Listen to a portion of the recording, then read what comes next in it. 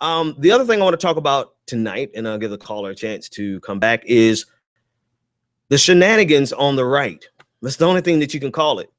Donald Trump is thumping the GOP establishment, and the GOP establishment does not know what to do with Donald Trump because they can't do anything with Donald Trump.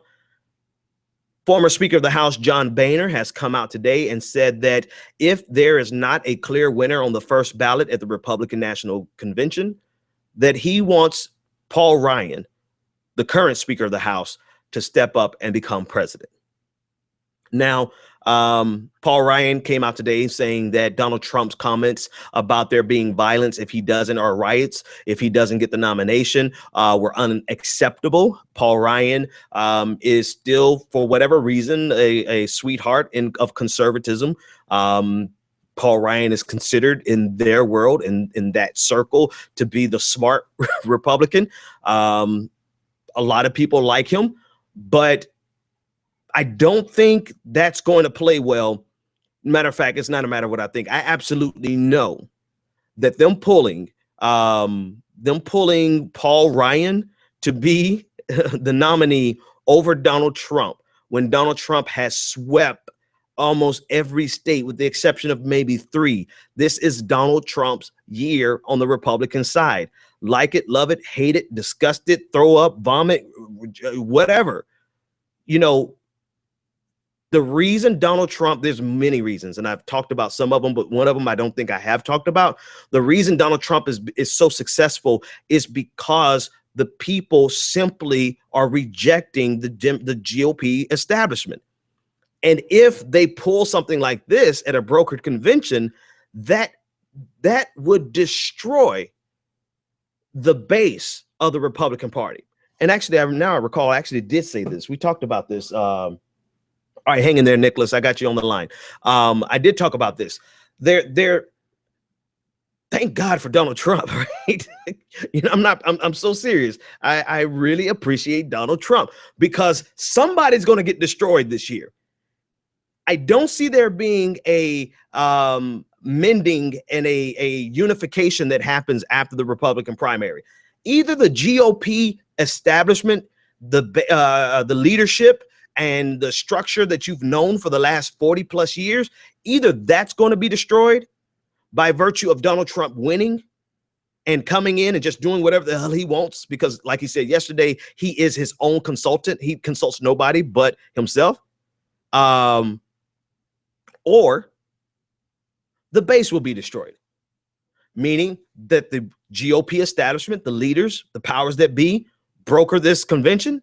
They bust up Donald Trump's little movement, simultaneously destroying the base, pushing the base completely away. Somebody in the Republican Party is going to be destroyed this year. The question is who? I don't know. I don't think it's about winning at this point, because I don't think Paul Ryan stands any better chance winning, not with a fractured base.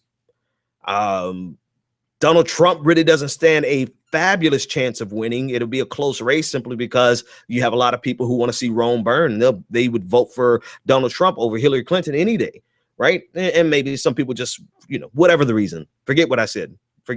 Whatever the reason, Donald Trump does not stand the most fabulous chance of winning. So it can't be a decision of we're trying to get the White House, let's put somebody up. No.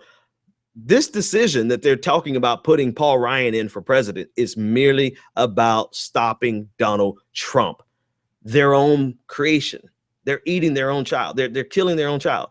They gave birth to Donald Trump. Donald Trump is the product of 40 years of Republican dog whistles. And now they finally got someone who said, to hell with a dog whistle, I'm going full bigot. Donald Trump is the result of the Republican Party ignoring the working class of their base, because not only is he playing to the bigoted dog whistle crowd, but he's also playing to the blue collar guy who's being screwed by both political establishments.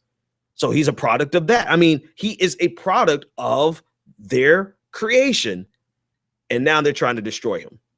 Well, they can't destroy him without destroying their own party in the process.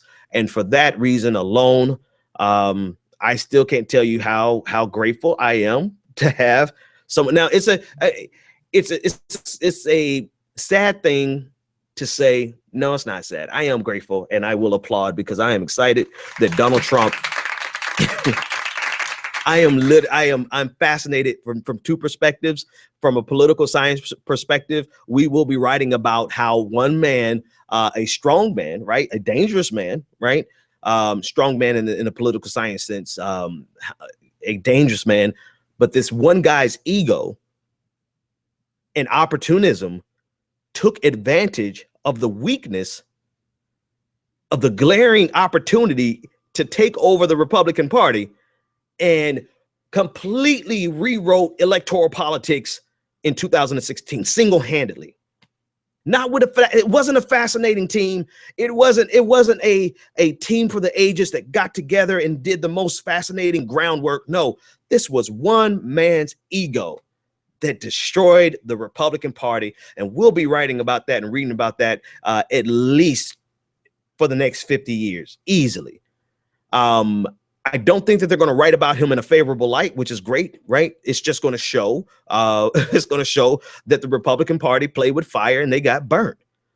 But I'm also fascinated from just a pure politics perspective that Donald Trump is doing to the Republican Party what the Democratic Party could never do. I guess that just speaks to the fact, the reality that it's never your opponent that is really the threat to you. You are the biggest threat to you. It wasn't the Democratic Party that was the biggest threat to the Republican Party. The Republican Party was the biggest threat to the Republican Party, and Donald Trump capitalized on that. All right, 832, Nicholas.